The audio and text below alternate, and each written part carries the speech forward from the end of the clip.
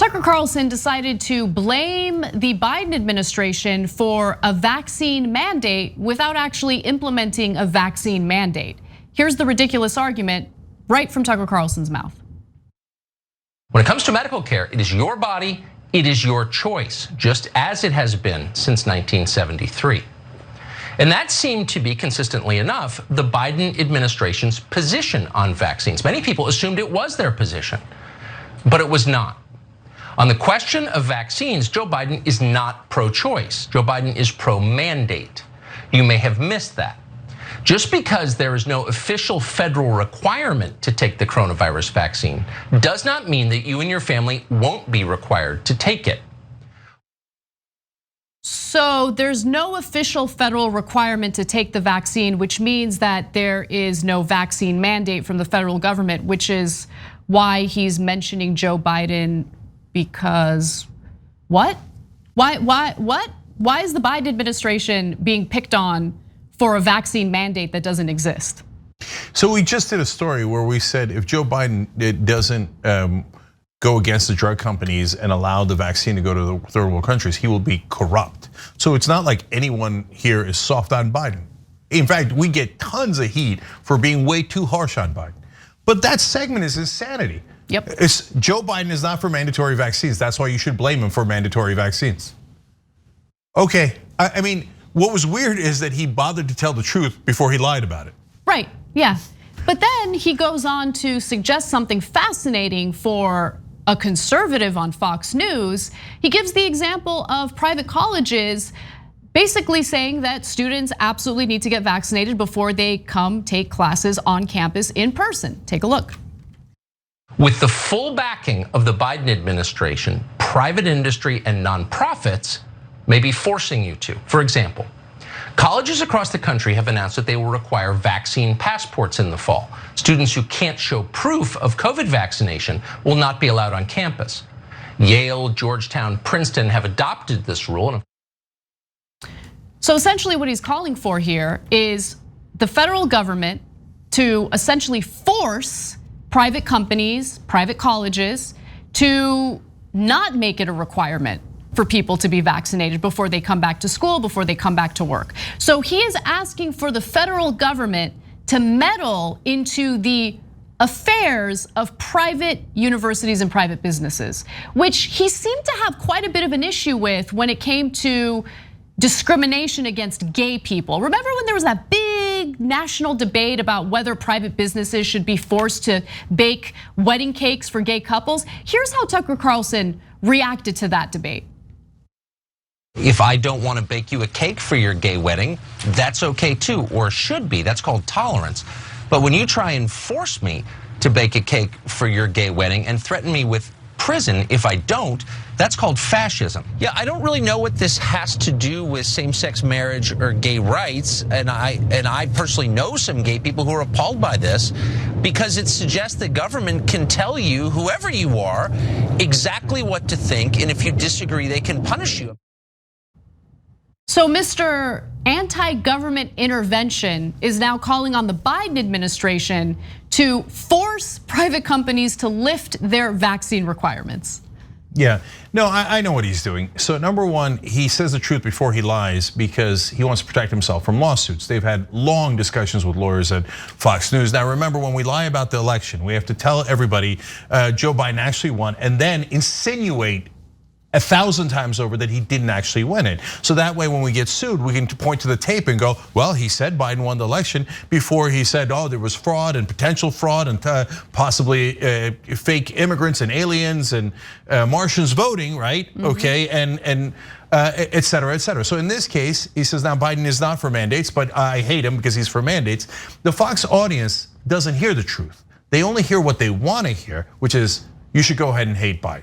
Okay, but more importantly, look at the through line through all those clips, through all those videos for Tucker Carlson, and that's the same thing in the one we mocked the most, the segment where he said they're going to get into office and they're going to make you drink Starbucks every day, right? The through line is the government is horrible. The government doesn't protect you from corporations.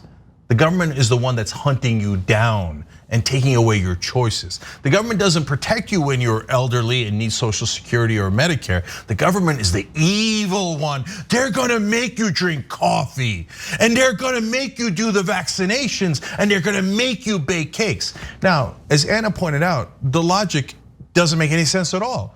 He's on both sides of the issue. The government should make a private company bake a cake. The government should make a private university do whatever it wants the government to do, not the private university. Same thing with Nike, same thing with all these companies they don't agree with. That's a private corporation. That's it. They should be banned from doing something that we don't want. That's the exact opposite of conservative ideology. Right. The exact opposite. But it doesn't matter. Is because what the audience wants to hear is, I'm oppressed. The government is oppressing me. Tax cuts for the rich. The answer to the government oppressing me is less government. Don't fund the IRS. Make sure that the rich can cheat on their taxes.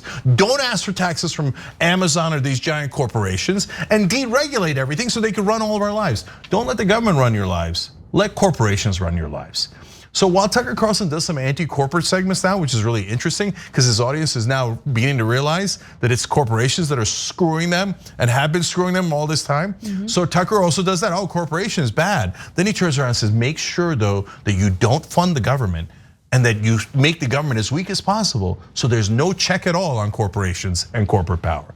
That's the game that's being played on you.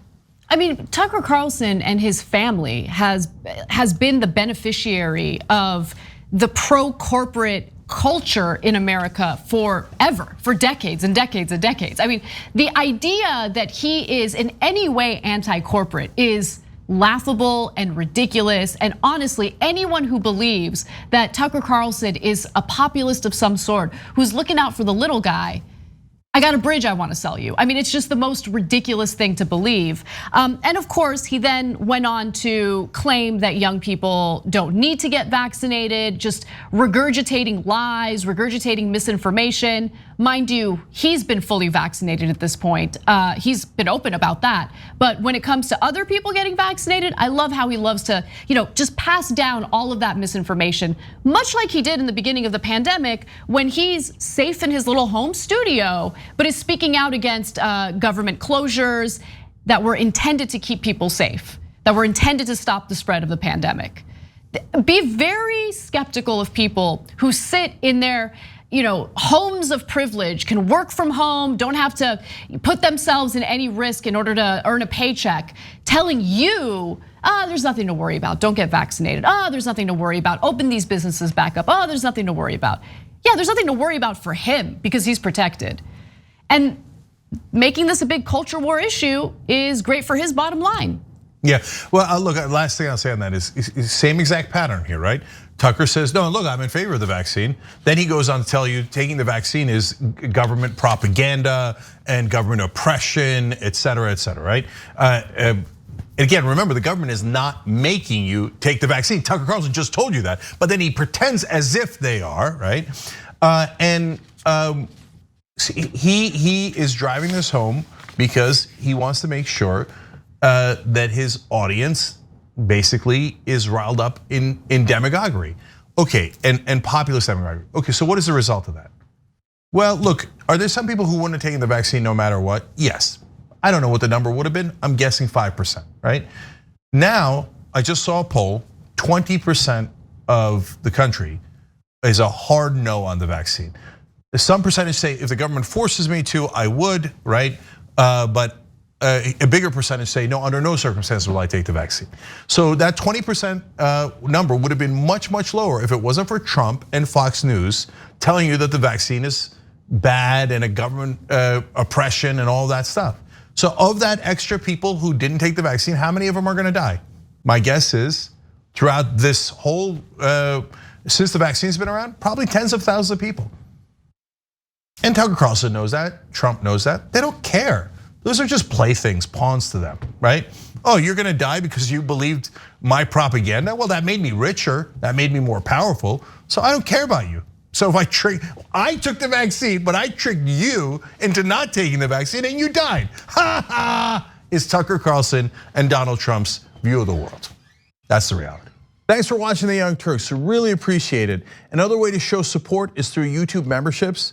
You'll get to interact with us more. There's live chat emojis, badges.